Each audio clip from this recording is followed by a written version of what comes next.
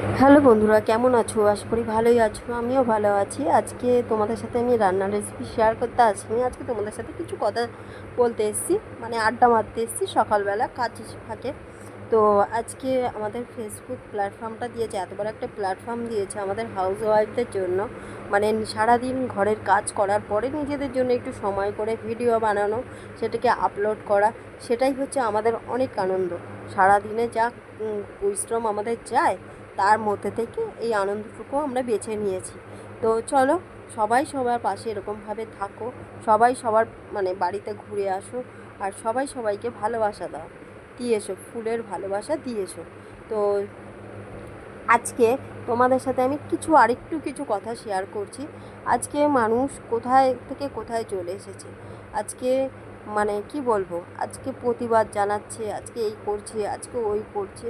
দেশটার কি অবস্থা! আজকে আমার ছেলের স্কুলে আমরা আজকে কানাইলাল দত্তের জন্মদিন উপলক্ষে একটা র্যালি বেরিয়েছিল। তার মধ্যে আমরা মানে কিছু গার্জিয়ান ছিলাম, মানে যাচ্ছিলাম রাস্তা থেকে, মানে ওদের পাশে পাশে। তো সেখানেও বাচ্চাগুলোর মনে মানে আমাদের তাদের ভবিষ্যৎগুলো দেখো কীরকমভাবে তারা বলছে। আজকে আরজি করের জন্য আমরা বেরিয়েছি, আমরা এই মিছিলটা বেরিয়েছি আরজি করে, মানে ডক্টর মৌমিতার জাস্টিসের জন্য। তার মানে বুঝতে পারছো তাদের মনের মধ্যে কীরকম একটা মানে বাচ্চাগুলোর মনের মধ্যেও কী ঢুকে গেছে। তাহলে দেশটার কী অবস্থা হয়েছে বলো। ওইটুকু বাচ্চাগুলো 5-6-এ পড়ে বা কেউ 2-3-তে পড়ে, তাদের মধ্যেও আজকে এই সবগুলো ঢুকে গেছে। মানে কি বলবো, মানে এত মানে খারাপ লাগছে আমাদেরকে।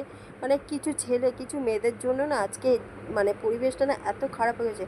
আমি ডক্টর মৌমিতাকে যে এরকমভাবে নৃশংসভাবে হত্যা করেছে, তার পেছনেও কিন্তু একটা মেয়ে ছিল। সেই মেয়েটা কই গেল? সবাই ছেলেদের নামে দোষ দিচ্ছে। আমি কারো কথা মানে ছেলে মেয়ে উভয় পক্ষকেই বলছি, তোমরা সবাই সব মানে দুই দুই পক্ষই দোষী, কেউ কমতি নয়। মানে ছেলেরাও দোষী, মেয়েরাও দোষী সমানভাবে। মেয়েটা যদি আজকে মানে তাদের সাথে ছেলেদের সাথে না সাথ দিত, তাহলে কি আর আজকে দিনটা আসতো? তো জানি না তোমাদের, আমি কাউকে ছোট করার জন্য এই কথাগুলো বলছি না। তো আমার ভিডিওটা কেমন লাগলো, কথাগুলো কেমন লাগলো জানি না। যদি ভুল ত্রুটি হয় ক্ষমা করে দিও আমার এই ছোট বোনটাকে। আর আমার রান্নাও প্রায় কমপ্লিটের দিকে।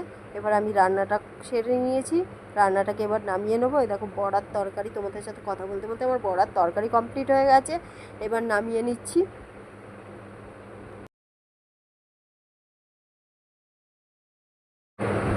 এবারে আমি এই যে নামিয়ে নেবো, তরকারিটা পুরো হয়ে গেছে, পুরো টেনে নিয়েছে খুব সুন্দরভাবে। এই বড়ার তরকারিটা করছি আজকে অন্যরকমভাবে, হালকা সিম্পল রান্না করেছি, কারণ মানে ভালো লাগছে না রান্না করতে আজকে।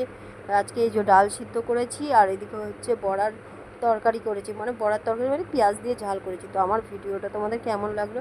আমি এখনও বলছি, হাত জোর করে বলছি, কাউকে ছোট করার জন্য না, ছেলে মেয়ে ভেদাভেদ নয়, আমি সবাইকে একসাথে বলছি যে